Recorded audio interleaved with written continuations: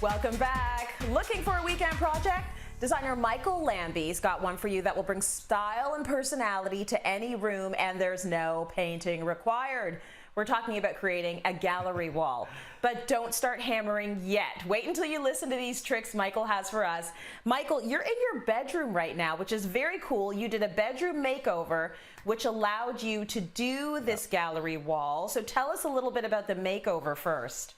Well, when we bought the house, it was a total different layout, and we needed extra storage. So the first thing I needed to do is I needed to build some custom storage and reposition. So I actually moved some lighting, and this really changed the organization of the room and put my personality, which was really important, right? So we switched the bed, we did the organization of the built-ins, and added some more lighting. Gallery walls can be tricky because we don't know where to place everything. How did you decide how to arrange everything? Yeah, it was really tricky. One of the things was we now have all these great photos on our computers, and then narrowing them down to just 14 was more than intimidating. It was like 300 photos, right? The first step was I took a picture of my wall. I knew this was the area that I wanted to create this vignette, right? So one tip to really keep in mind when you're designing for a space is I'm not really designing for the whole wall. I'm designing for the visual space. So I took a picture of my wall and I measured out the space that I wanted. So for me, it was inside the light pendant and inside of here. And using the rules of 3, which is always prevalent in design, I knew I wanted to do 3 different sizes. So I did large, medium, and small, basically, right? And then I went on to IKEA, looked at their frame sizes, took their 3 standard frame sizes that are going to work for my design, and then I took the pictures that I wanted to use and I outputted them to match there. So a huge head start because I knew my pictures are going to work exactly with the IKEA frames. So perfect. Once you actually have them laid out on your frames, I actually laid them out physically now on the floor. So I recreated my wall on the floor, got them all perfect, and matched what was on my computer as close as possible. Nice. Okay, so then it becomes, where are you going to put the nails in the wall? How do you figure that out? It's a mathematical equation. There's 2 ways I usually approach it. So I decided I needed 2 of my favorite pictures, which are going to be the largest ones. You have your frame. You always want to start off with the sizing and then measuring down from where your actual nail is going to go. So your hook system. So these frames had this type of hook system already came with it.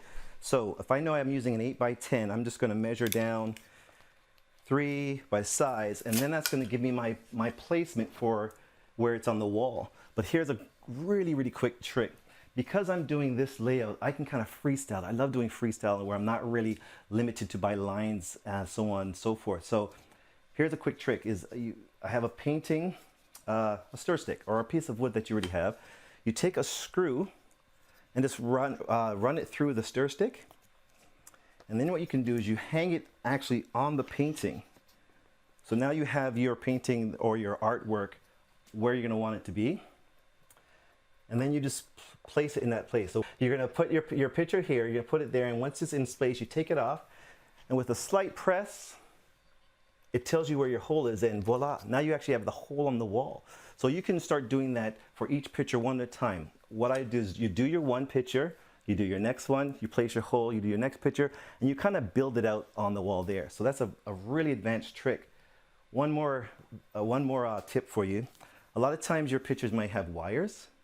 You can use the same trick there. So once you place the hole and you put your nail in, just take a fork. You're going to place it actually on your nail. And now that fork's going to become your guide because sometimes it's really difficult. You wind up scratching your wall trying to figure out how I'm going to get the nail on. Here what you do is you hang your wire on the fork, you slide it over. Once it's on there, you take it off, and boom, it's already hit. So a lot of little different tips to hang it. Such a simple tip, but that can make a huge difference. Thank you so much for that, Mike.